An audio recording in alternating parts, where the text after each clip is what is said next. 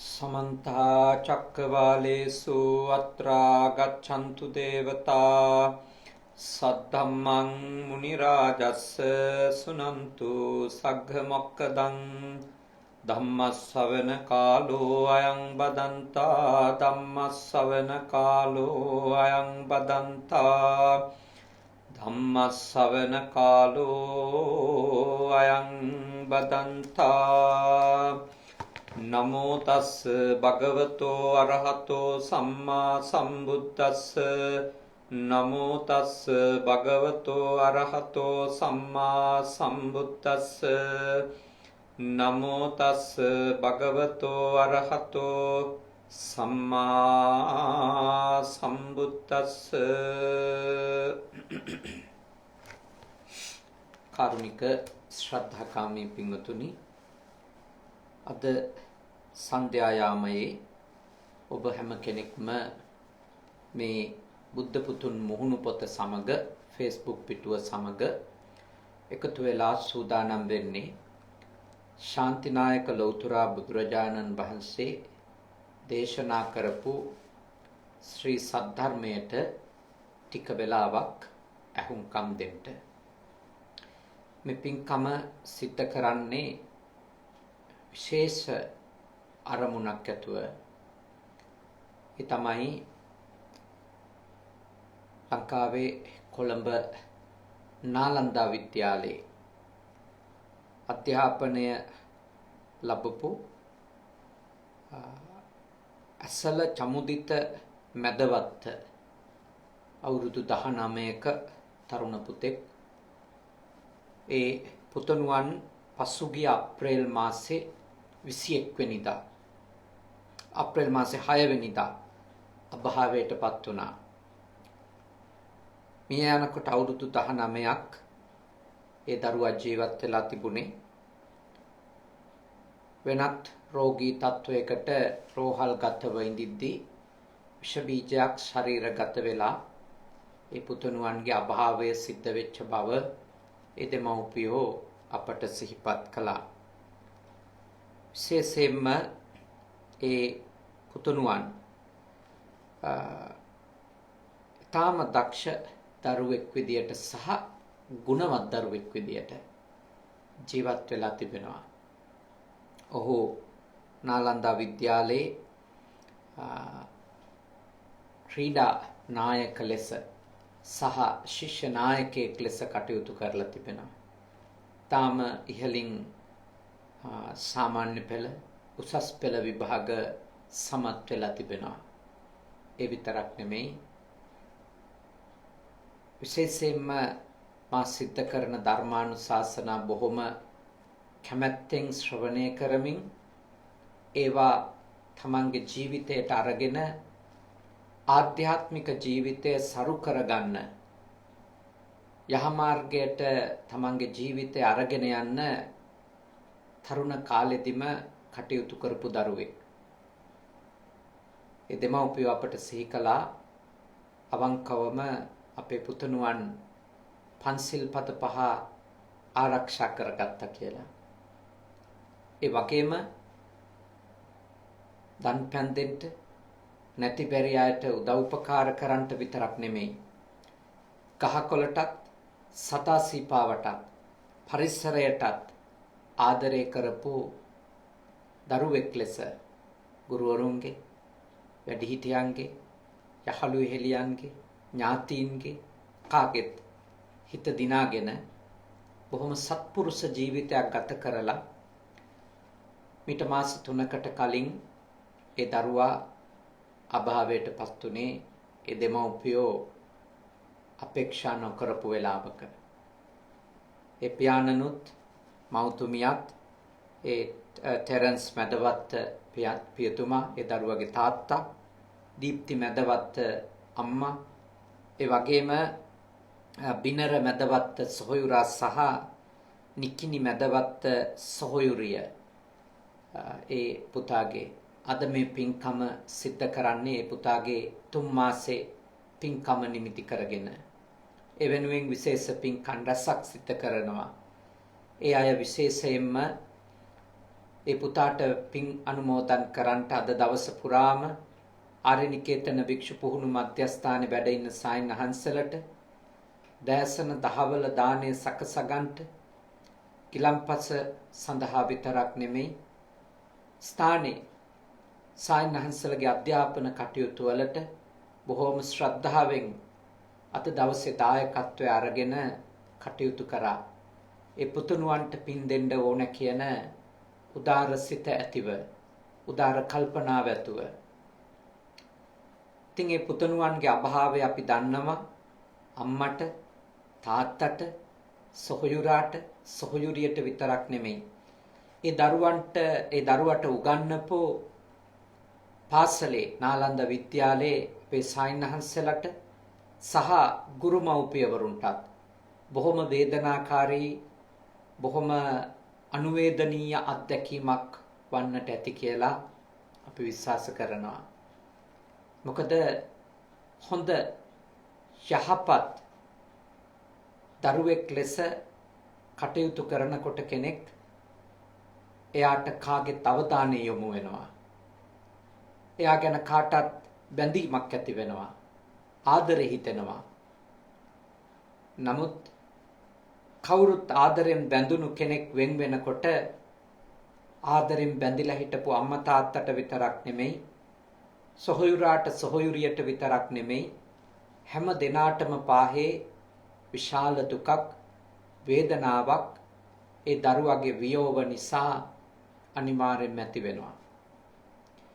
ඉතින් මව්ට පියාට තමන්ගේ පුතා වෙනුවෙන්, සොහොයුරාට සහ සොහොයුරියට තමන්ගේ සොහොයුරා වෙනුවෙන් කළ හැකි සියල්ල ඔහු ජීවත්ව ඉඳිද්දි කරලා තිබෙනවා. නමුත් මේ දරුවගේ අභාවයෙන් පස්සේ මේ වගේ පින් කටයුත්තක් කරනවා ඇරුණුකොට ඒ දරුවා වෙනුවෙන් කළ හැකි අන් කිසිවක් නැති බව බෞද්ධයින් ලෙස ඇත්තොත් ඔබ හැම දෙනාමත් අවබෝධ කරගෙන තිබෙනවා. ඒ නිසායි අද 3 මාසයක් ගත වෙන අවස්ථාවේ නිවසට වැඩම කරවල ස්වාමින්වහන්සේලා මේ වගේ පින්කම් මහා ඉහළින් සිද්ධ කරන්නට පුළුවන් කාලයක් නෙමෙයි අපේ රට ගත කරමින් ඉන්නේ. භයානක වසංගතයක් එක්ක අවුරුදු 2කට ආසන්න කාලයක් රට විතරක් නෙමෙයි ලෝකවාසීන්ම විශාල පීඩාවක් විඳින්මින් ඉන්නවා. ඒ නිසායි මේ විදියට Facebook ඔස්සේ, මුහුණු පොත ඔස්සේ, YouTube එක ඔස්සේ සද්ධර්ම දේශනාවක් සිත කරලා විශාල පිරිසකට බණ අහන්න සලස්සලා ඒ පුතුණුවන්ට පින් අනුමෝදන් කරන්නට ඒ දෙමව්පියෝ කල්පනා කළේ. ඔබ හැම දිනෙකම හොඳින් ධර්මයේ ශ්‍රවණය කරන්න ඕන. හොඳට ධර්මයේ ශ්‍රවණය කරලා හැම කෙනෙක්ම ධර්ම දේශනාව අවසානයේ ඒ පුතුණුවන්ට පින් අනුමෝදන් කරන්නට කියලා ඔබ හැම දිනාටම සිහිපත් කර සිටිනවා. වයසට ගියපු කෙනෙකුගේ වියෝවවත් බැඳුණු ආදරය කරපු අයට දරා ගන්න එක කොච්චර අමාරුද? අවුරුදු 19ක් ආදරෙන් හදපු වඩපු දරුවගේ වියෝව ඒ මව්ට, ඒ පියාට, ඒ ඥාතීන්ට විශාල වේදනාවක්. ඔවුන්ට අපට උපකාර කළ හැක්කේ ඒ දරුවා වෙනුවෙන් අපි සද්ධර්මයේ ශ්‍රවණය කරලා රැස් කරගනු ලබන පින්පෙත් අනුමෝදනා කිරීමෙන්. ඒ නිසා ඔබ හැම දිනාටම එය මෙත් සිතින් සිහි කරනවා. බොහෝ දරුවෝ අවාසනාවන්ත තත්වයකට පත් වෙලා තිබෙන අවධියක්. මට අද එක ප්‍රවෘත්තියක් කියවන්නට ලැබුණා. පසුගිය වසරේ විතරක් දරුවෝ 12000කට අධික ප්‍රමාණයක් අපයෝජනයට ලක් වෙලා කියලා. ගෙවල් ඇතුලේ. මේ දරුවෝ පාසල් ගියේ නෑනේ. ගෙවල් වල හිටියේ. එතකොට දරුවෝ සම්බන්ධ පැමිණිලි දහස් ගාණක් ඒ දරුවෝ සම්බන්ධව සොයන බලන ආයතනයට ලැබිලා තිබෙනවා. විශාල ප්‍රමාණයක් වැඩිහිටියන්ගේ කරදරවලට, පීඩාවලට, ලිංගිකමය අපයෝජනයන්ට ලක් වෙලා තිබෙනවා. දරුවෝ ලොකු අනාරක්ෂිත බවක තමයි අපේ රට තුල ඉන්නේ. එක අතකින් දරුවොත් බොහෝ දෙනෙක් අද අන්තර්ජාලය භාවිත කරලා අධ්‍යාපනය ලබා ගන්නට අවකාශය සලසන්න සිද්ධ වෙලා තිබෙද්දී මහා වේගයෙන් කාමුක වෙබ් අඩවි පරිශීලනය කරන තත්ත්වයට දරුවෝපත් වෙලා බොහෝ දරුවෝ තමන්ගේ හිත් දූෂණය කරගෙන තමන්ගේ ජීවිතවලට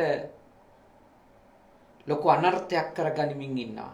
එක පැත්තකින් දරුවෝ විනාශ කරනවා, අනෙක් පැත්තෙන් දරුවෝ ලැබුණු අවකාශය තුළ තාක්ෂණය වැරදියට පාවිච්චි කරමින් තමන්ගේ ජීවිතය පිරිහුණු තත්වයකට පත් කරගනිමින් ඉන්නවා. වැඩිහිටියෝ ළමයිව අපයෝජන කරද්දී ළමයි තමන්ව අපචාරයේ යොදවමින් ඉන්නවා. ඉතින් එවැනි සමාජ තත්වයක් ඇතුලේ මේ වගේ ඇසල පුතා වගේ දරුවෝ, යහපත් දරුවෝ අපේ රටට අහිමි වීම භාග්‍යයක් ඒක. ඒක අවාසනාවන්ත අභාග්‍ය සම්පන්න තත්වයක් නේ අහිමි වීම. ඊටාම ඛේදනීය තත්වයක් එය. ඒ නිසා ඔබ තේරුම් ගන්න ඕන ඔබේ දරුවෝ ලොකු අනතුරක ඉන්නේ කියන එකත්. ඔවුන් ගැන අවධානය මීට වඩා යොමු කරන්න ඕන කියන එකත්. දැන් ඇසල පුතාව බේරගන්න මේ අම්මයි තාත්තයි කොච්චර මහන්සි වෙන්නේ නැද්ද? කොච්චර කැප වෙන්නේ නැද්ද? මොනතරම් අඬන්න වැළපෙන්නේ නැද්ද? නමුත් ඒ රෝගයකින් ඒ දරුවා මිය යන එක බලක්ව ගන්න. ඔබගේ දරුවා කායිකව නිරෝගීව ඉඳිද්දී කායිකව දරුණු රෝගයක් ආබාධයක් නැතුව ඉඳිද්දී ඔබගේ දරුවා කාමුක බවින් විෂම කාමරාගයෙන් උමුතු තත්වයට පත් වෙනවා නම් ඒ දරුවාගේ මනස දූෂණය වෙලා යන තත්වයට පත් වෙනවා නම් ඒ දරුවා ගැන නිරීක්ෂණය කරලා ඒ දරුවන්ට හොඳ නරක කියලා දීලා අවශ්‍ය රැකවරණය බලා ගැනීම කරන එක දෙමව්පියන්ගේ වගකීමක්, යුතුයකමක්. අනිත් එක පවුලේ ඥාතීන්ගෙන් හරි ගෙදර ජීවත් වෙන සමහර දූෂිත හිත් තියෙන වැඩිහිටියන්ගෙන් හරි තමන්ගේ දරුවෝ අපයෝජනයට ලක් වෙන්න දෙන්නේ නැතුව, විනාශ වෙන්න දෙන්නේ නැතුව පරිස්සම් කරන එක. ඒක දෙමව්පියන්ගේ වගකීමක්. මම දැක්කා අධිකරණය විසින් යම්කිසි ආකාරයකට මඟ පෙන්වීමක් කරලා තිබෙන ආකාරය පාසල් පටන් ගන්නකම්වත් කාමුක වෙබ් අඩවි වලට ඇතුල් වීම වළක්වන්න යම්කිසි ආකාරයකට නීති රීති ගෙන එන්නට කියන වගේ අදහසක් මාධ්‍ය තුල පළ වෙලා තියෙනවා දැක්කා. හේතුව මේ ලැබෙන වාර්තා අනුව ලංකාවේ දරුවන්ගේ අනාගතය බොහෝම දරුණු අභාග්‍ය සම්පන්න තත්වයකට ඇද වැටෙමින් තිබෙන නිසා තමයි ඔවුන්ට පවා එවැනි අදහසක් ඇති වෙලා ඇත්තේ. නිසා බොහොම කල්පනාකාරීව තමන්ගේ දරුවෝ සම්බන්ධව කටයුතු කරන්නට ඕනි කාලයක් ලෙස මම සිහිපත් කරනවා. ඒ කරුණු සිහිපත් කළේ මේ ඇසල පුතා වගේ දරුවෝ රටට සමාජයට අහිමි වෙද්දී තව දරුවෝ ටිකක් කාමයෙන් උමතු වෙලා විනාශ වෙනවනම්, කාමාතුරයින්ගෙන් විනාශ වෙනවනම් ඒක වළක්ව ගන්න පුංචි හරි මඟ පෙන්වීමක් කරන එක අපේ යුතුයකමක් නිසා පැවිද්දෙක් ලෙස අපේ සමාජ වගකීමක් නිසා ඒකත් ඒ දරුවටත් පින් සිද්ධ වෙන්න තමයි මම මේ මොහොතේදී සිහිපත් කරන්නට කල්පනා කළේ. දැන් අපි අපේ ධර්ම මාතෘකාවට අවධානය යොමු කරනවා. ඔබ හැම කෙනෙක්ම ඊටාම හොඳින් අදත් බුද්ධ නීති සංග්‍රහය අසුරු කරගෙන ඒ වටිනා ධර්ම ග්‍රන්ථය අසුරු කරගෙන සිද්ධ කරන සද්ධර්ම දේශනාවට හොඳින් ඇහුම්කම් දෙන්න කියලා මා නැවත ඔබට සිහිපත් කරනවා. අද අපි සාකච්ඡා කරන්නේ වචනය පිළිබඳව. වචනය ගැන භාග්‍යවතුන් වහන්සේ බොහෝ දේශනා ඇතුලේ අපිට අවධාරණයක් කළා. කොයි ආකාරයටද අපි අපේ වචනය හසුරුව ගන්න ඕන කියලා. මොකද මේ වචනය කියන්නේ පුදුම බලගත් දෙයක්. වචනය වැරදියට හසුරුවන්න ගත්තොත් එයින් සිද්ධ කළ හැකි විනාශය අනුන්ට, එයින් සිද්ධ විය හැකි විනාශය තමන්ට අතිශයින් භයානකයි. අතිශයින් භයානක දෙයක් වචනයෙන් කරන්න පුළුවන්. අනෙක් අයව විනාශ කරන්නත්, තමන්ගේ ජීවිතය විනාශ කරගන්නත්. ඒ නිසායි මා ඔබට මෙත්සිතින් යුක්තව මේ ධර්ම කාරණාව අද පහදලා දෙන්න ඕනි කියලා කල්පනා කළේ. භාග්‍යවතුන් වහන්සේ මේ විදියට දේශනා කළා. යම්කිසි කෙනෙක් නුසුදුසු ආකාරයටනේ වචන පාවිච්චි කරනවා නම් එයාගේ කටේ කෙටේරියක් තියෙනවා වගේ කියලා. කටේ කෙටේරියක්. පුරිසස්සහි ජාතස්ස කුඨාරි ජායතේ මුකේ යාය චින්දති අත්තානං බාලෝ දුබ්බහසිතං බනං. උපම් මිනිසාගේ මුවෙහි කෙටේරියක්ද පහළවන්නේය. අඥානයා නොමනා වචන කියන්නේ එයින් තමා සිඳගන්නේය. හරියට ඒ භාෂාව කියන එක, භාෂාවක් ඇසිරවීමේ හැකියාව කියන එක ඒක මිනිස්සෙකුට ලැබෙන විශේෂ භාග්යක්. භාෂාවක් හසුරවන්න පුළුවන්කම, කතා කරන්න පුළුවන්කම, තමන්ගේ අදහසක්, තමන්ගේ හැඟීමක් වචනයක් විදියට පළ කරන්න පුළුවන්කම. ඒක නැති ඒ කතන ආබාධ තියෙනනේ ගොළු තත්ත්වයටපත් වෙච්ච අය අපි දන්නවා කොයි තරම් දුකක් විඳිනවද තමන්ගේ හැඟීමක් එළියට කියා ගන්න බැරුව. අපි හැම දෙනාටම අපි සංසාරේ කරපු මහා පිංකුසල් නිසා අපිට හොඳට වචන උච්චාරණය වෙන විදියට, හොඳට කතා කරන්න පුළුවන් විදියට අපේ දිව දත් ටික ඒ ශබ්ද නිකුත් වෙන්න අවශ්‍ය කරන ආකාරයට සැකසීලා තියෙනවා. ඒක ඥාන විතරක් නෙමෙයි. ඒක අපි හැදුණු වැඩුණු පරිසරය නිසා විතරක් නෙමෙයි.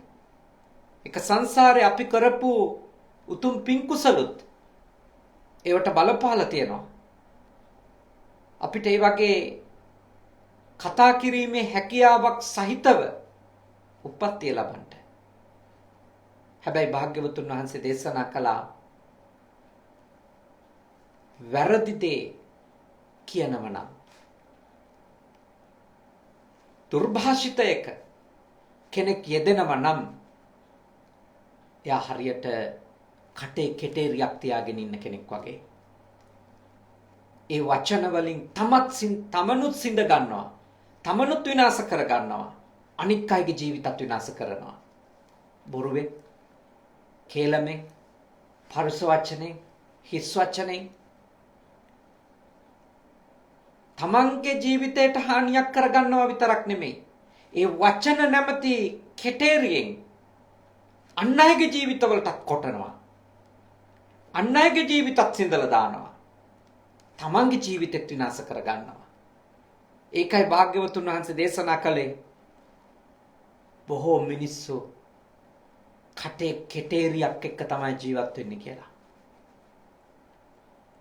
ඔබ එවැනි දුර්භාෂිත සහිත වැරදි දේ කතා කරන කෙනෙකු බවට පත් වෙන්න එපා. වචනයෙන් දූෂිත වෙච්ච කෙනෙකු බවට පත් වෙන්න එපා කියන එක තමයි මේ උතුම් දහම් මඟ පෙන්වීම තුළ තථාගතයන් වහන්සේ අපිට අවධාරණය කරන්නේ.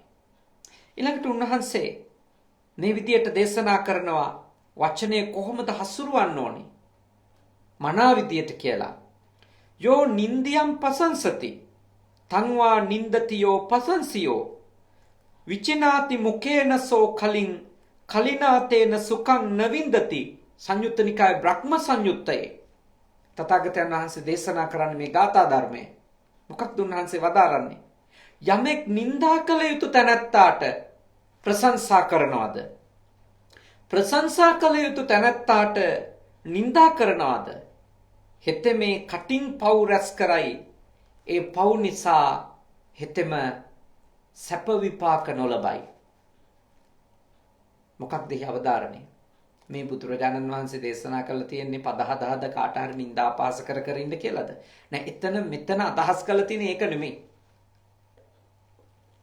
යම්කිසි ඇත්තටම දුර්ගුණයක් තියෙන කෙනෙකුගේ ඒ දුර්ගුණය කියලා දීම, ප්‍රකාශ කිරීම, එයා කෙරෙහි අනුකම්පාවෙන් උත්තමය සිද්ධ කරනවා. මෙතන නින්දා කියන වචනෙන් අර්ථවත් කරලා තියෙන ඒක. නැතු එක එක්කෙනාට පද හදන එක නෙමෙයි. ඒකත් අපේ සංස්කෘතිය නින්දා කිව්වම එන්නේ ඒකනේ. මෙතන නින්දා කියන වචනය අපි ගන්න ඕනේ කොහොමද? එක එක්කෙනාට තැන් තැන් වල පද හදන එකවත්, කැලෑපත්තර ගහන එකවත්, Facebook වල එක දේවල් කිය නින්දා පහස කරන එකවත්, YouTube නාලිකාවක් හදාගෙන කාට හරි අපවාද උපවාද නින්දා පහස කරන එකවත් ඒක නෙමෙයි. කාගේ හරි වැරද්දක් තියෙනවා නම් ඒ පුද්ගලයාට ඒ වැරද්ද කියලා දෙන එක මෙතන අදහස් කරන දේ. ඒ එහෙම වැරද්දක් කියලා දීම ඒක කල යුතුයි අනික වෙනුවෙන්. හැබැයි බොහෝ වෙලාවට එවැනි වැරදි සහිත කෙනාට ඒ වැරද්ද පිළිබඳව කියනවා වෙනුවට, දොස් කියනවා වෙනුවට, මඟ පෙන්වනවා වෙනුවට බොහෝ වෙලාවට සමාජයේ ප්‍රශංසා කළ යුතු එක්කෙනාට බනින එක තමයි සිද්ධ වෙන්නේ. ඒ කියන්නේ බනින්න මඟ පෙන්වන්න ඕනි කෙනාට ඒක කරන්නේ නැහැ. යහපත් කෙනාට බනිනවා, දොඩනවා, නින්දා කරනවා, අපහාස උපහාස කරනවා, කරදර කරනවා, පීඩා දෙනවනේ.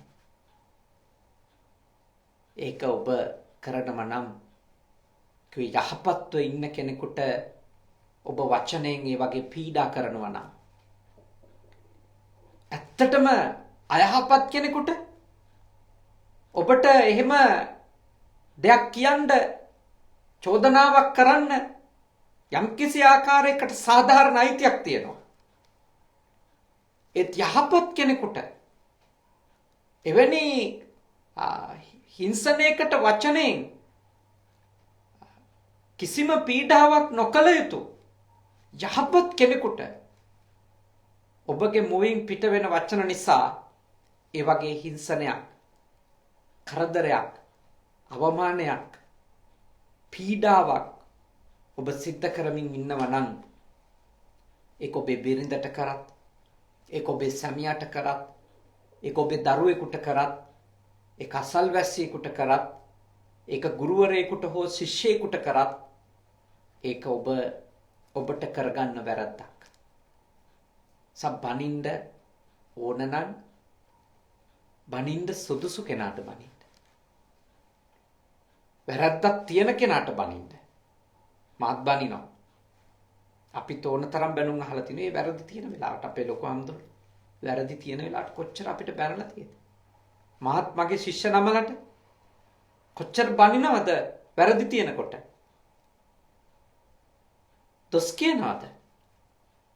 ඒගොල්ලෝ යහපත් කරගන්න කාරුණික සිතිනොත් සමහර වෙලාවට ඒගොල්ලොන්ගේ දිගු කාලීනව සමහර අසත්පුරුෂකම් පේනවනම්, සමහර නොවැදගත් හැසිරීම් පේනවනම් භික්ෂුත්වයට ගැලපෙන්නේ නැති දේවල් කොච්චර කිව්වත් හරි අහන්නේ නැතුව කරනවනම් බනින වෙලාවල් තියෙනවා. එතකොට ද්වේෂයෙන් බයින්නේ මට තරහ යනවා එතකොට. එහෙම බයින්න වෙලාවල් තියෙනවා. හැබැයි අපි එහෙම අයහපත් හැසිරීමක් නැති කෙනෙකුට, දරුවෙකුට හරි, ශිෂ්‍ය නමකට හරි, සිසු දරුවෙකුට දැරියකට හරි එහෙම බනිනා නන්නේ නින්දාපාස කරනවා නම්, වචනයෙන් එහෙම පීඩාවක් දෙනවා නම් ඒක අපි කරගන්න පවක්. මොකද අපිට බනින්න බෑනේ 100% මෛත්‍රී සහගත සිතින්. කොහොමද බනින්නේ? මට නම් බෑ බනින්න. මෛත්‍රී සහගත සිතින් වැරද්දක් පෙන්වලා දෙන්න පුළුවන්. ඒත් බනින්න පුළුවන්ද? බනිනකොට ද්වේෂයක් තියෙනවානේ. ඒ ෂණය හරි තියෙනවා. ඒක දිගින් දිගටම පවත්වගෙන යන්නේ නැති එක වෙනම කාරණයක්. හැබැයි ඒ කෑ ගහන වෙලාවේ හරි අපේ හිතේ තරහක් තියෙනවා. එතකොට ද්වේෂ මූලිකව තමයි වචන එළියට එන්නේ. එතකොට අනිවාර්යෙන්ම අපිට පව් සිද්ධ වෙනවා. ඒකේ වෙනම පැත්තකින් තියෙන්න පුළුවන්. ඒගොල්ලෝ වැරදි කරනවා එකෙන් හදා ගන්න ඕනේ. ඇත්තටම ගොඩක් වෙලාවට අපි අවංකව අපි දිහා හැරලා බැලුවොත් අර අනිත් එක්කෙනාගේ වැරදි හැසිරීම නිසා ඇතිවෙච්ච උග්‍ර ද්වේෂයේදී අපිට එනවනේ ආතතිය, ස්ට්‍රෙස් එකක් එනවනේ නේද? පීඩාකාරී තත්වයක් අපේ මනසේ උපදිනවනේ. එතකොට තමයි අපි බනින්නේ කෑ ගහලා. ඒක යහපත් අවස්ථාවක් නෙමෙයි. ඔක අපේ සමීපතමයින්ට අපි යම්කිසි ආකාරයක හෝ කරුණාවකින් එහෙම වැරදි කරාම බනිනවා දොඩනවා කියමුකෝ. ඒත් අපෙන් බාහිර අයට අපි කොච්චර තරහෙන්ද බයිනකොට බනින්නේ? කොච්චර ද්වේෂයකින් අපි බයිනවද? දුර්ගුණ ගැන අපි කොච්චර කෑ ගහලා දොස් නගනවදනේ? ඒ හින්දා මා ඔබට යෝජනා කරනවා කාටවත් නින්දා නොකර ඉන්න. අර ලංකාවේ අපි අර්ථවත් කරන නින්දා නම් කාටවත් කරන්න එපා. කිසිම කෙනෙකුට කරන්න එපා. ඔබ ඒක කරන්න එපා. කාටවත් නින්දා කරන දේවල් වලට දායක වෙන්න එපා. ඒක නොකළ යුතුයි. හැබැයි මම ඔබට මෙත්සිතින් යෝජනා කරනවා කරුණාවෙන්. ඔබ කාට හරි ඇත්තටම වැරද්දකට බයිනව නම් අඩුම හොයලා බලලා ඒ වැරද්ද එයා කරලාද කියලා හරියට දැනුවත් වෙලා බනින්න. නැත්තම් කටට එන පළියට බනින කෙනෙක් වෙන්න එපා. එහෙම වුණාම කොච්චර නිවැරදි කෙනා පීඩා විඳිනවදනේ.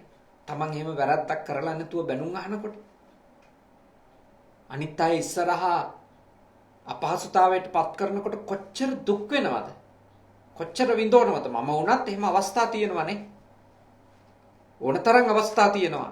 නොකරපු වැරදි වලට බැනුම් අහනකොට ඒ තියෙන මානසික පීඩාව මම ඔය අපේ පොඩි නමලගෙන් සමහර වෙලාවල් වලට එහෙම හරි නිශ්චිත අවබෝධයක් නැතුව ඒගොල්ලන්ට බැනලා සමාව ඉල්ලපු අවස්ථා තියෙනවා. මා ගුරුවරයා වුණත්, මා ආයතනයේ ප්‍රධානියා වුණත් මම නිස්කාරණේ බැනලා සමාව ඉල්ලලා තියෙනවා. චූටි නමලගෙන්, පොඩි නමලගෙන් මගේ ගාව හැදෙනව වැඩෙනවනේ. තව දරුවෝ කීප දෙනෙකුත් ඒ දරුවන්ගෙනුත් සමහර වෙලාවල් වලට වැරදි නිගමන මත ඒ වගේ බැනීම, ඒ වගේ යම්කිසි ආකාරයක ඒ ළමයාට පීඩාවක් කිරීමක් නේ කරලා තියෙන්නේ. ඒකට සමාව ඉල්ලලා තියෙනවා. ඇයි ඉතින් අපි නිවැරදි කෙනෙකුට බනින එක, දොස් කියන එක, අපේ වචන පාවිච්චි කරලා පීඩා කරන එක වැරදිනේ. ඒක නොකළ යුතුයි. නිවැරදි කෙනා අපෙන් එහෙම බැනුම් අහලා සමහර විට දුක් විඳගෙන තමන්ගේ අයිතිය වෙනුවෙන් කතා කරන්නවත් නැතුව ඉන්න අපේ බලය ගාවනේ. අපේ ආයතන ප්‍රධානියා නිසා, ඔබ අම්මා නිසා, ඔබ තාත්තා නිසා. ඔබ ඉස්සරහා කතා කරන එක, ඔබ ඉස්සරහා අසාධාරණයට හරි එරෙහි වෙන එක වැරදි කියලා ඒගොල්ලෝ අම්මා තාත්තට තියෙන ගරුත්වය නිසා කොච්චර දරාගෙන ඉන්න ළමයි ඉන්නවද? ඒ හින්දා ඔබ කෙනෙකුට බනිදී, දොස් කියති, අවමන් කරති, ඔබ පවක් කරගන්න එපා. හරියටම බලන්න. හරියටම විමසිලිමත් වෙන්න. මේ දොස් කියන්නේ දොස් කිව යුතු කෙනාටද? මේ වැරද්ද පටවන්නේ වැරද්ද කරපු කෙනාටද? නැතිනම් තමන් හදාගත්තු හිතලුවක් ඇතුළේද? නැත්තම් තමන්ගේ ඔළුවේ තියෙනවනේ සමහර අය ගැන නිගමන. මෙයා හොඳයි මෙයා නරකයි. මේක කරන්නේ මෙයාමයි. ඒ විදිහේ අපිට තියෙනවනේ නිගමන. අරයා නම් කීයටවත් කරන්නේ නැහැ. මෙයාම තමයි කරලා ඇත්තේ. එහෙම කියලා ගෙදර ඉන්න දරුවෝ ගැන වුණත් සමහර දෙමව්පියන්ගේ සමහර නිගමන තියෙනවානේ. ඒ මොකද අවස්ථා කීපයක් එයා යම් යම් වැරදි කරලා අහුවෙලා තියෙන නිසා ගොඩාක් වෙලාවට දෙමව්පියෝ හිතනවා හැම වැරද්දක්ම කරන්න යා කියලා. ඒක කරන්න එපා. එහෙම නිගමන වලට එන්න එපා. ඒක ළමයින්ට කරන වැරද්දක්. සමහර විට ඒ ළමයා සදාකාලිකවම දෙමව්පියන්ට ද්වේෂ කර කර ඉන්න තත්ත්වයට උනත්පත් වෙන්න පුළුවන්. දෙමව්පියන්ට ද්වේෂ නොකරත් තමන්ට දිගින් දිගටම සිද්ධ වෙන අසාධාරණෙත් එක්ක ස්ට්‍රගල් කරලා මනසින් විඳෝලා එයා රෝගියෙක් වෙන්න පුළුවන්. ලොකු හීනමානයක් ඇති වෙන්න පුළුවන්. සමාජයට ද්වේෂ කරන කෙනෙක් වෙන්න පුළුවන්. ඒ වගේම ඒ ඇති වෙන චෛතසික ඇතුලේ මහා අතෘප්තිමත්කමකින් ඉන්නකොට අපි දන්නේම නැතුව එයාගේ අධ්‍යාපනයේ කඩාකප්පල් වෙන්න පුළුවන්. එයාට සියලු දෙනාගෙන් අයින් වෙලා ඉන්න, තනි වෙලා ඉන්න හිතන මානසිකත්වයක් ඇති වෙන්න පුළුවන්. ඒ වගේ දරුණු මානසික ප්‍රශ්නවලට දරුවෙක් වුණත්, කාන්තාවක් වුණත්, පිරිමියෙක් වුණත් නිස්කාරණේ බැනුම් අහනකොට, නොකරපු දේවල් වලට බැනුම් අහනකොට, නින්දා මින්දනකොට, දිගින් දිගටම ඒක වෙනකොට එක සැරයක් දෙසරයක් සමහර විට ඒක සාමාන්‍ය වෙයි. ඒත් ඒක දිගටම වුණොත් ඒ දරුවා, ඒ කාන්තාව, පිරිමියා කවුරුණත්, හාමුදුරුවෝ, ගිහියා කවුරුණත්, සල්ලි තියෙන මිනිහා, දුප්පතා කවුරුණත් මානසිකව ගොඩක් වැටෙන්න පුළුවන්. ඒ හින්දා මා යෝජනා කරනවා නිස්කාරණේනේ කාට හරි දොස් කියන්න යන්න එපා. දොස් කියනවා නම්, බනිනවා නම්, යම්කිසි ආකාරයකට අපේ වචන පාවිච්චි කරලා පීඩාවක් දෙනවා නම් ඒක කරන්න ඕන හොයලා බලලා. කාටවත් වචනෙන් පීඩා කරන්න එපා.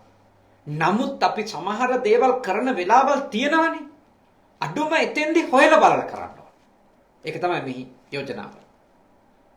හොඳට හොයලා බලන්න ඕන. මේ මොකද්ද මේ කරන්නේ? මෙයාට මේක කියන එක හරියද? මෙයා මේ මගේ මේ චෝදනාවට මෙයා සුදුසුද?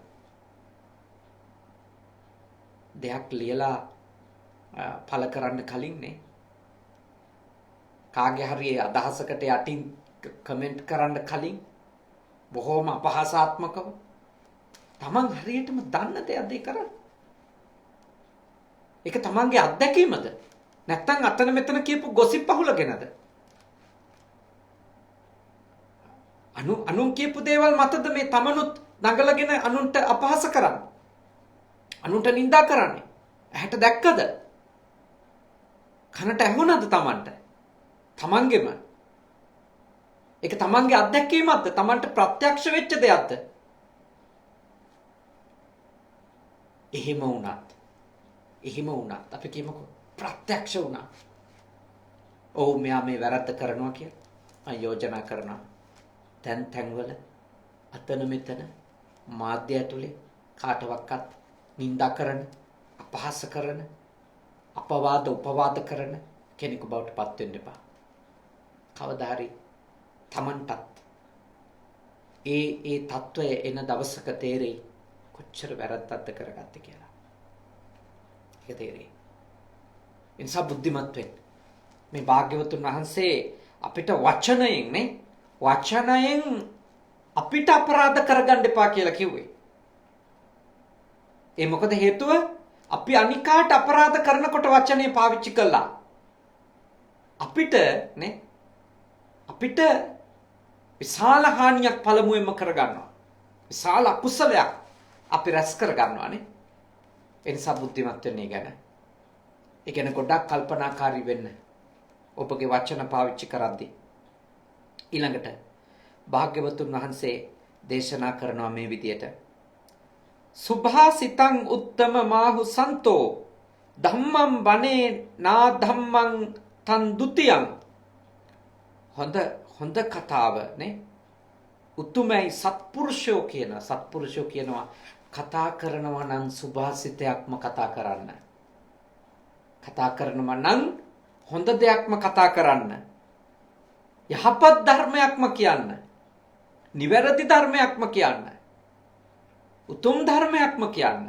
ඊළඟට අධර්මය කියන්න එපා. දැන් ආමුද්‍රු කෙනෙක් නේ. ආමුද්‍රු කෙනෙක් කියනවා නම් නිවැරදි ධර්මයක් කියන්න. ධර්මයක් ලෙස අධර්මයක් කියන්න බෑ. තථාගත ධර්මය කියලා දෙනවා නම් ඒ තථාගතයන් වහන්සේ වදාළ දේ තමන්ට අවබෝධ වෙච්ච ප්‍රමාණයෙන් වෙන්න පුළුවන් කියන්නේ. හැබැයි තථාගතයන් වහන්සේ වදාළ දේ කියනවා. දේශනා කරන්නේ තථාගතයන් වහන්සේගේ දේශනාවක් කියලා කියනවා නම් තව කෙනෙකුට කියන්න පුළුවන් මේක මගේ අදහස. එහෙම පුද්ගලිකව අදහස් තියෙන්න පුළුවන් කෙනෙකුට. ඒ තථාගතයන් වහන්සේ වදාළ දේ නම් තථාගත ධර්මය කියනවා. තථාගතයන් වහන්සේගේ ධර්මය. දැන් මම ඔබට උපුටා දක්වමින් කියන්නේ ඇයි මේවා? මේ ගාථා ඉදිරිපත් කරන්නේ ඇයි? අපිට මේ දේශනා තථාගතයන් වහන්සේගේ දේශනා කියලා තහවුරු කරගන්න තියෙන ක්‍රමය තමයි පාලි ත්‍රිපිටකයනේ. ඉතින් අපි පාලි ත්‍රිපිටකයෙන් ගාථා උපුටා දක්වමින් ඔබට අවධාරණය කරලා දෙනවා මේ කියන දේ මගේ අදහසක් නෙමෙයි කියලා. ඒකයි ඒ ගාථා උපුටා දක්වන්නේ. මේක තථාගතයන් වහන්සේ වදාළ දෙයක් ලෙස අපේ සම්ප්‍රදාය පිළි අරගෙන තියෙනවා. පාලි ත්‍රිපිටකයේ තියෙන ධර්ම සමහර දේශනා ඍජුවම උතුම් මහරහතන් වහන්සේලගේ දේශනා කියලත් පාලි ත්‍රිපිටකයේ අන්තර්ගත වෙනවා. ඒක දේශකයින් වහන්සේලා පැහැදිලි කරනවා. මේ සාරිපුත්ත මහරහතන් වහන්සේගේ දේශනයක්. මේ තථාගතයන් වහන්සේගේ දේශනයක්. මේ ආනන්ද තෙරුන් වහන්සේගේ දේශනයක් කියලානේ. ඒ ඇයි ධර්මයක් ලෙස සත්පුරුෂේ කවදාවත් අධර්මයක් කියන්නේ. අධර්මයක් කීමෙන් Tamanට අනර්ථයක් වෙනවා. ධර්මයේ ලෙස අධර්මයේ කීමෙන් Tamanට අනර්ථයක් වෙනවා. ඒ නිසා සත්පුරුෂයා කවදාවත් ධර්මයේ ලෙස අධර්මයේ කියන්නේ නැත්තේ. කියලා දෙනවා නම් ධර්මයක්ම කියනවා නේ. ධර්මයක්මයි කියන්නේ. මම සෝදානම් නැහැ නේ පුතුන් එකේ සජීවීව ඇවිල්ලා සම්ප්‍රප්පලාප කියවෙයි. එක්කෝ ඔබේ ලෞකික ජීවිතය අර්ථවත් කරගන්න තථාගතයන් වහන්සේගේ දැන් උතුම් සද්ධර්මයෙන් හරි මා ලබාගෙන තිබෙන ඥාණයෙන් හරි මගේ දැනුමින් අවබෝධයෙන් හරි යම් උපදේශයක් දෙනවා. එහෙම නැත්නම් නිවන් මඟ සපුරා ගන්නට තථාගතයන් වහන්සේ වදාළ ධර්මෝපදේශකය කියලා දෙනවානේ. ධර්මෝපදේශනය කියලා දෙන එච්චරයි. එතකොට අපි වචනයෙන් අපිට අනර්ථ කරගන්නේ. අපි වචනයෙන් හොඳ දෙයක්ම කරනවා. යහපත් දෙයක්ම කරනවා. දැන් අත මේ අසල පුතාගේ 3 මාසේ පින්කම වෙනුවෙන් ඒ අදවත් අම්මා අදවත් පියාණන් ඒ දරුවෝ ඒ පවුලේ අනිත් අය එකතු වෙලා යහපත් දෙයක් කියලා දෙන්නනේ. නිවැරදි දෙයක් කියලා දෙන්න. දායකත්වයක් අරගෙන කටයුතු කරනවා. ඒ මොකද හේතුව? වැරදි දේ කිව්වොත් වචනෙන්, වැරදි දේ කියවුවොත් වචනේ පාවිච්චි කළා කියන්නත් පුළුවන්, කියවන්නත් පුළුවන්. ඒකෙන් අකුසලයක් සිද්ධ වෙනවා වගේමයි. නිවැරදි දේ කිව්වොත්, නිවැරදි දේ කියවුවොත්, දේශනා කරවුවොත් ඒකට දායක වුණොත්, ඒකට උපකාරවත් වුණොත් ඒ පිනකුත් කුසලයකුත් සිද්ධ වෙනවා.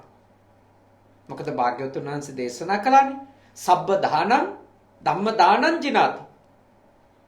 සියලු දානවලට වඩා ධර්මය කියලා දෙන එක, ධර්ම දානය උතුම් පින්කමක් කියලානේ.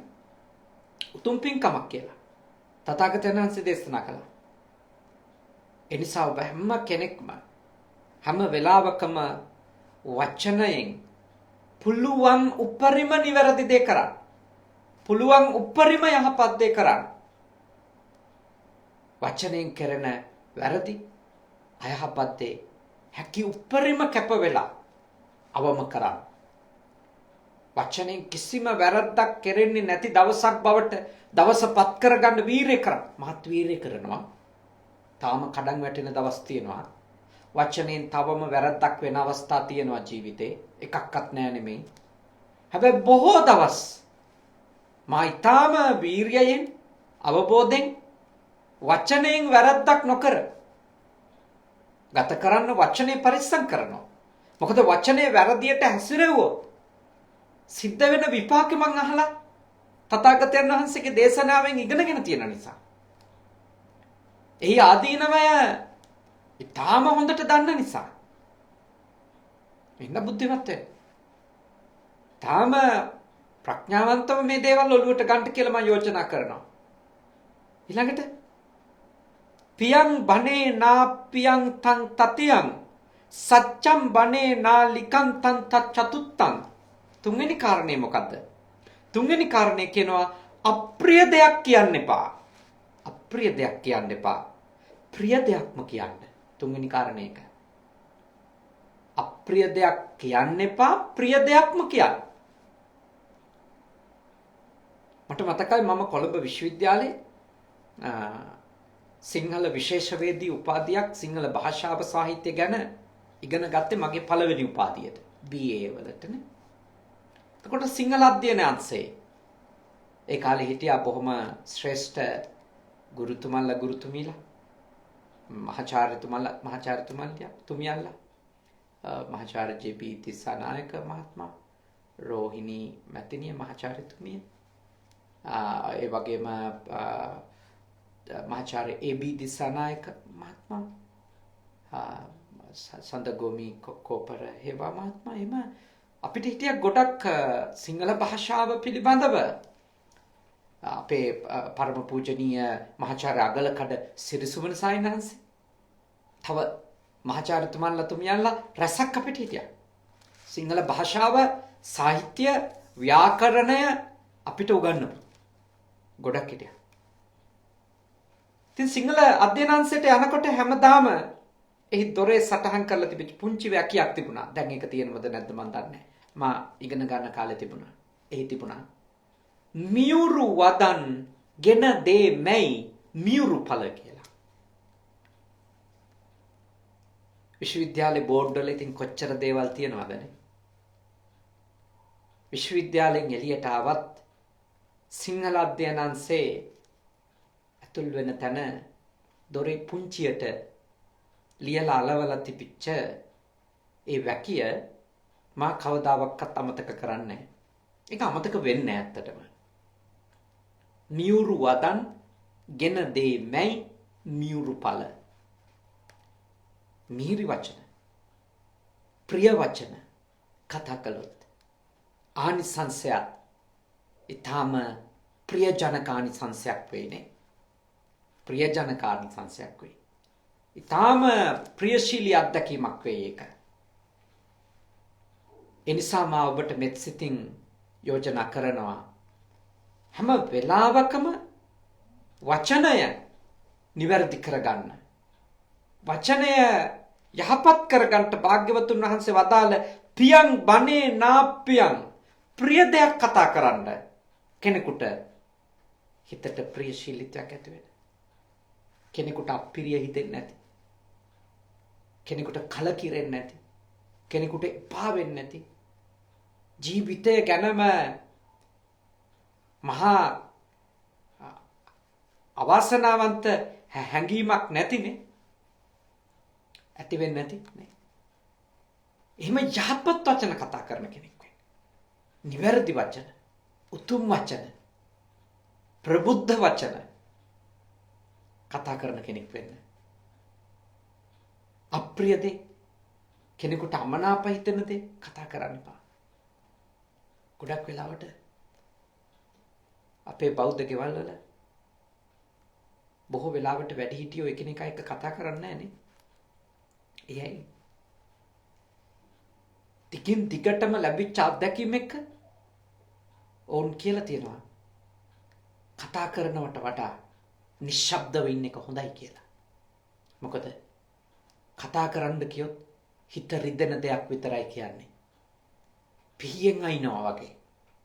වචනයක් එළියට දැම්මොත් ඒ වචන අහන් හිටියම ඔළුව පුපුරන්න එනවා. එච්චරට මහ වේදනාකාරී කියලා. ඒ හින්දා කතා කරන්නේ නැහැ ආම්දුරනේ. නිශ්ශබ්දව ඉන්නවා. කෙරෙන්න තියෙන ටික කටපියාගෙන කරලා දෙනවා. ඒත් කතා කරන්නේ නැහැ කියලා. තාත්තලා ඕනි තරම් කියලා තියෙනවා. අම්මලා කියලා තියෙනවානේ. ඒගොල්ලෝගේ ජීවිතේ කෙවන වේදනාව විඳින දුකනේ. එයයි මිහිරි ලෙස සුභාසිතයක් කතා කරන තැන් ගොඩක් අඩුයි අපේ සමාජයේ. ලස්සනට කතා කිරීම කියන එක අනිකාගේ හිත තලන්නේ නැතුව පීඩා කරන්නේ නැතුව කතා කිරීම කියන එක ඒක අපි පුහුණු වෙලා මදි. තව ටිකක් එක පුහුණු කරගන්න ඕන. මොකද අපිට හරි ලොකු ඊගෝ එකක් තියෙන જાතියක් නිසානේ. උග්‍ර මාන්නයක්, උග්‍ර මමත්වයක්, උග්‍ර ආඩම්බරකමක් අපේ ගාව තියෙන නිසා අපි අනිකාව වචනයෙන් පුළුවන් තරම් පීඩාවට පත් කරන්න ඒ අපේ එනවා එකනේ. ඒ අපේ જાතියේ තියෙන ලොකුම අඩුවක්. ඒක හදාගන්න ඕනේ. ඒකයි කියන්නේ. ප්‍රිය දේ කතා කරන්න. වචන වලින් කෙනෙකුට අප්‍රසන්න ජීවිතේ අප්‍රිය වෙන දේවල් කියන්න එපා. ඒකයි සරලව කියන්නේ. උදේ පාන්දර දවසම එපා කරන ඒවා කියන්න එපා. කියන්න එපා විතර නෙමෙයි දැන් ඉතින් ටයිප් කරන්නත් පුළුවන් නේද SMS ඒවා කරන්න එපා. පුළුවන් තරම් වචන පරිස්සමට පාවිච්චි කරන්න. යහපත්ව පාවිච්චි කරන්න. නිවැරදිව පාවිච්චි කරන්න වචන. ඊළඟට භාග්‍යවතුන් වහන්සේ දේශනා කරනවා සත්‍යම් බණේ සත්‍යක්ම කියන්න. නාලිකං තං චතුත්තං බොරු කියන්න එපානේ. අසත්‍ය කියන්න එපා. සත්‍ය කියන්න. හරි අමාරු දෙයක්. සත්‍ය කියලා අසත්‍ය නොකිය ඉන්න එක ඉතාම දුෂ්කර දෙයක්. ඇත්ත කතා කරලා බොරු නොකිය ඉන්න එක. ඒකනේ භාග්‍යවතුන් වහන්සේ අපිට ඒ දුෂ්කර දෙය පුහුණු කරගන්න කියලා යෝජනා කරන එක දුෂ්කරයි. ඇත්ත කතා කරලා බොරු නොකිය ඉන්නවා කියන එක ඒක දුෂ්කර දෙයක්. මොකද අපේ පැවැත්ම පිළිබඳව ප්‍රශ්න එනකොට පැවැත්මට බාධා එනකොට අපි පැවැත්ම තහවුරු කර ගැනීම වෙනුවෙන් සමහර විට ඇත්ත කතා නොකර බොරු කියන තත්ත්වයට වැටෙනවා. ඒත් භාග්‍යවතුන් වහන්සේ අපිට ඉගැන්වුවේ එහෙම වෙන්න එපා කියලා. එතෙන්ට වැටෙන්න එපා. පුළුවන් හැම වෙලාවකම උත්සාහ කරමු සත්‍ය කතා කරන්න. අඩුම සත්‍ය කියන්න බැරි නම් කට පියන් ඉන්න. බොරු කියන්න තුනේ. පුළුවන් තරම් එවැනි අවස්ථාවල් මගහැරලා බොරු කියලා අනිත් එක්කෙනාව රවටන්න යෙදෙන අවස්ථාවල් වලින් පුළුවන් තරම් අයින් වෙලා ඉන්න බලන්න. පුළුවන් තරම්. ඒ සීලේ බිඳ වැටුනොත් ආයෙත් සමාදන් වෙන්න. ආයෙත් සමාදන් වෙන්න. කංහරි අසත්‍යයක් කියවුණොත් සමාදන් වෙන්න ආපහු. වැරද්ද කමා කරගෙන සමාදන් වෙන්න. පුළුවන් තරම් වීරය කරන්න ඇත්ත කියන්න. ඇත්ත එක ජීවත් වෙන්න. ඒක ඔබට මහා සැනසෙල්ලක් වෙයි. ඊළඟට භාග්‍යවතුන් වහන්සේ දේශනා කරනවා තමේව වාචම් වාසෙය්‍ය යායත්තානන්න තාපයේ පරේචන විහිංසෙය්‍යෝ සචේ වාචාය සුභාසිතා යම් වචනයකින් තමා නොතවාද අනුන්ට හිංසාවක් නොකරේද ඒ වචනයම කියන්නේය ඒකාන්තයෙන් ඒ වචන යහපත් වචනය. භාග්‍යවතුන් වහන්සේ දේශනා කරනවා යම් කිසි කෙනෙක් තමන් තැවෙන්නෙත් නැති අනුන් තවන්නෙත් නැති වචන කියනවා නම් තමන්ට පීඩාවක් ගේන්නෙත් නැති අනුන්ට පීඩාවක් ගෙන දෙන්නෙත් නැති වචන කියනවා නම් ඒ වචන සුභාසිත යහපත් වචන උතුම් වචන එවැනි වචන කතා කරන කෙනෙකු බවට ඔබ පත් වෙන්න ඕනි කියන එක තමයි භාග්‍යවතුන් වහන්සේගේ මේ උතුම් මඟ පෙන්වීමනේ. හරි ලස්සන දෙයක්. උන්වහන්සේ දේශනා කරන වංගීස සංයුත්ත නිකායේ වචනය ගැන කියද්දී සච්ඡං වේ අමතා වාචා ඒස ධම්මෝ සනත්තනෝ සච්චේ අත්තේච ධම්මේච ආහු සන්තෝ පතිට්ඨිතා පොළවෙහි සමවෙන්න යේකේචි මේ අත්ති රසා පතව්‍යා සච්ඡං තේසං සාදු තරං රසානං සච්චේ ටිතා සමන බ්‍රාහ්මනාච තරන්ති ජාති මරණස්ස පාරං ලස්සන තේරුමක්. පොළවෙහි යම් රස ජාතියක් ඇද්ද ඒ රසයන් අතුරින් සත්‍යය ඊතා උතුම් රසයයි. ශ්‍රමණ බ්‍රාහ්මණයෝ සත්‍යයෙහි පිහිටියාහු ඉපදීම මරණය ඇති සංසාරයෙන් එතෙර වෙති. මේ ලෝකේ මේ පෘථුවියේ රසය කියලා දෙයක් තියෙනවා නම් ඒ රස අතරේ ශ්‍රේෂ්ඨම රසය තමයි මොකක්ද? සත්‍ය. ඇත්ත. ඒ වුණාට අපිට අපේ කටට හුරු කරලා කනට හුරු කරලා තියෙන්නේ ඇත්ත තිත්තයි කියලා නෑ. ඇත්ත තමයි රස අතර අග්‍රම රසය. ඇත්ත ආනික, සත්‍ය ආනික. රස අතර අග්‍රම රසය. ඉහළම රසයක් ඒකනේ මේ පෘථුවියේ තියෙන රස අතර. ඒකනේ ධර්මය රස අතර අග්‍රම රසය වෙන්නේ. සත්‍ය චතුරාර්ය සත්‍ය අතර මේ රසයන් අතර අග්‍රම රසය ගෙනල්ලා දෙන සත්‍ය වෙන්නේ. සත්‍යනේ. සච්ඡං හවේ සාදු තරං රසානං කිය. සත්‍ය. ඇත්ත තමයි උතුම්ම රසය. ඇත්ත තිත්තයි කියන වචනේ සම්පූර්ණයෙන් අයින් වෙන්න ඕන අපි. ඇත්ත තිත්ත නෙමෙයි. ඇත්ත තමයි රසවත්. බොරුව තමයි මුළු ජීවිතේම තිත්ත කරන්නේ, මතක තියාගන්න. ඇත්ත කියනකොට ඒ වෙලාවේ යම් පීඩා තියෙන්න පුළුවන්. ඒ වෙලාවේ. හැබැයි ඇත්ත කියපු කෙනාට දැනෙන ජීවිතේ රහ, ඇත්තෙන් ජීවත් වෙනකොට තියෙන රහ, බොරුව නැති වෙනකොට ජීවිතේ තියෙන රහ එක වචන වලින් කියන්න පුළුවන් එකක් නෙමෙයි. සත්‍ය තුල ජීවත් වෙනකොට ඒ ජීවිතේ රහ එකක්. ඒ සත්‍ය අවබෝධ වෙනකොට දැනෙන රසවත්කමනේ. සත්‍ය ඇහෙනකොට දැනෙන රසය. සත්‍ය කියලා සත්‍ය තුල පිහිටලා ජීවත් වෙනකොට තියෙන රහ ඒක කැම වලින් හෝ වෙනත් දෙයකින් ඒ රහ විඳින්න බෑ. ඒ හින්දායි වචනය ගැන භාග්‍යවතුන් වහන්සේ මෙච්චර අවධාරණයක් අපිට කරන්නේ නේ. මෙච්චර අවධාරණයක් බලන්න කොත්තිකුත් උපදේශ නේ. තව ගොඩාක් ගාථා තියෙනවානේ. වචන ගැන පරිස්සම් වෙන්න වදාළ දේවල්. ඒ ඔක්කොම කියන්න වෙලාව නෙමෙයි. ඊටාම ශ්‍රද්ධාවෙන් ඔබ මේ සද්ධර්ම දේශනාව අද ශ්‍රවණය කළා.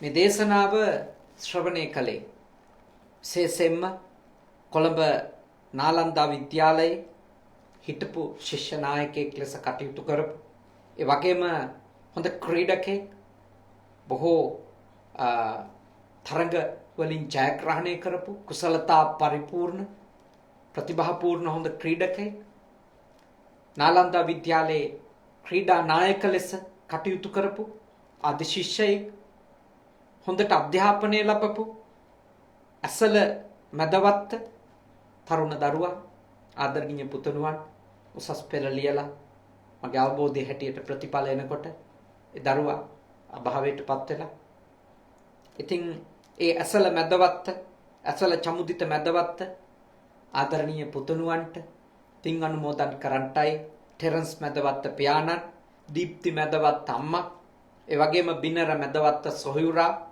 නිකිනි මැදවත් සොහයුරිය ඇතුළු ඒ පවුලේ ඥාතීන්, අත්තම්මලා සීයලා, නන්දලා මාමලා, ඉස්කෝලේ උගන්වපු ගුරුතුමල්ලා ගුරුතුමීලා මේ හැමෝම සම්බන්ධ වෙලා පන්තියේ එකට ඉගෙන ගත්ත යාළුවෝ, සස්පෙල කරපු, ඕ ලෙවල් කරපු, හෝඩියේ ඉඳලම එකට ඉගෙන ගත්තු අය තාම ශ්‍රද්ධාවෙන් මේ පින්කම අද සිද්ධ කරන්නේ.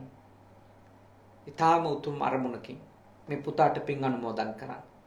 අවුරුදු 19ක් වගේ කෙටි ආයුෂ ප්‍රමාණයක් භුක්ති විඳලා ඒ දරුවා භාවයටපත් වුණා.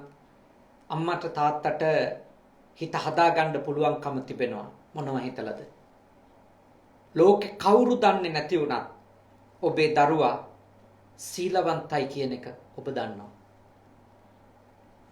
කවුරු දන්නේ නැති වුණත් ඔබේ දරුවා ශ්‍රද්ධාවන්තයි කියන එක ඔබ දන්නවා.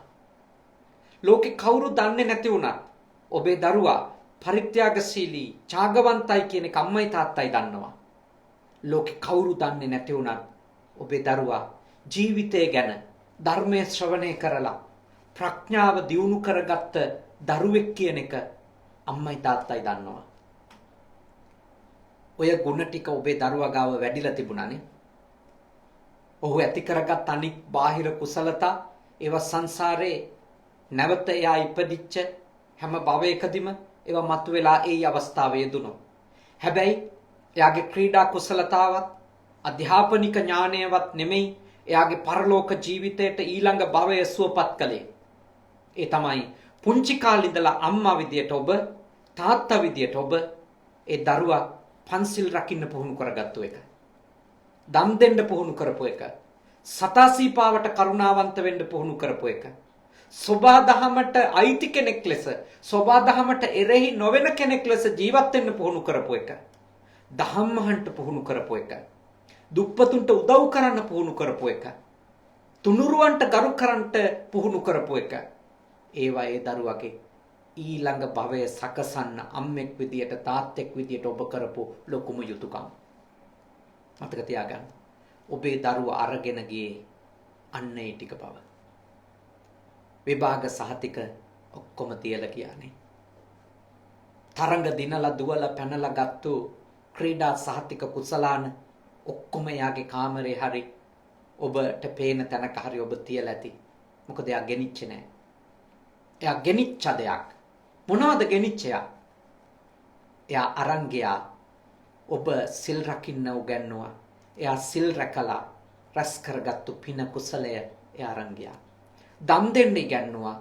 දන් දීලා රැස් කරගත්ත පින කුසලය අරන් ගියා. කරුණාව, මෛත්‍රිය දියුණු කරන්නට භාවනාවකට පුහුණු කරා. ඒ කුසලය එයා අරන් ගියා. ධර්මය අහන්න පුහුණු කළා. ඒ කුසලය එයා අරන් ගියා. කොයි වගේ විපාකයේද? හරියට ඡායාවන පායිනි. පසන්නේන මනසා භාසතිවා කරෝතිවා තතෝනං සුඛමං වේති ඡායාවන පායිනි. ඇසල චමුදිත මැදවත්ත පුතාගේ හැබනැල්ල වගේ එයත් එක්ක එයා කරපු පින් කුසල් අනිවාර්යයෙන්ම ගමන් කරાવી. හොඳ හිතින් කරපුවා, පිරිසිදු සිතින් කරපුවා. ඉතින් අද දවසේ සද්ධර්මයේ ශ්‍රවණය කරපු ඔබ හැම දෙනාම ඒ පවුලේ අයත් අපත් ප්‍රාර්ථනා කර සිටිනවා. ඒ පුතුණුවන් මේ පින් අත් කරගනිත්වා, සෝපත් වෙත්වා, සපවත් වෙත්වා. සංසාරේ උපදින හැම භවයකම කැමැති තාක් ආවුස ලබත්වා, වර්ණය ලබත්වා, සැපේ ලබත්වා, බලය ලබත්වා, සත්පුරුෂ ඇසුර ලබත්වා, කල්යාණ මිත්‍ර ඇසුර ලබත්වා. උතුම් ශ්‍රී සද්ධර්මයේ ශ්‍රවණය කරලා සද්ධර්මය අවබෝධ කරගෙන ඉක්මන් භවයකදී ජාති ජරා ව්‍යාධි මරණ වලින් නිදහස් වුණු උතුම් අමා මහ නිවනින් සැනසී මුදා කර ගන්නට ඒ පුතුණුවන්ට මේ පින් කුසල්ද පාරමී වේවා. සාදු සාදු සාදු. ඒ වගේම විශේෂයෙන්ම ඒ මව්පිය දෙපළට, අනිකුත් ඒ සොහොයුරාට සොහොයුරියට වගේම සියලුම බණ අහපු ඔබ හැම දෙනාට සියලු දෙවියන්ගේ ආශිර්වාදය ලැබේවා. කරදර දුරු වේවා, බාධක දුරු වේවා. මේ වසංගත තත්වයේ තුල කිසිදු හිංසාවක්, පීඩාවක්, ප්‍රශ්නයක් ඔබට නොවේවා. ඔබ සියලු දෙනාගේම ජීවිත ආරක්ෂා වේවා.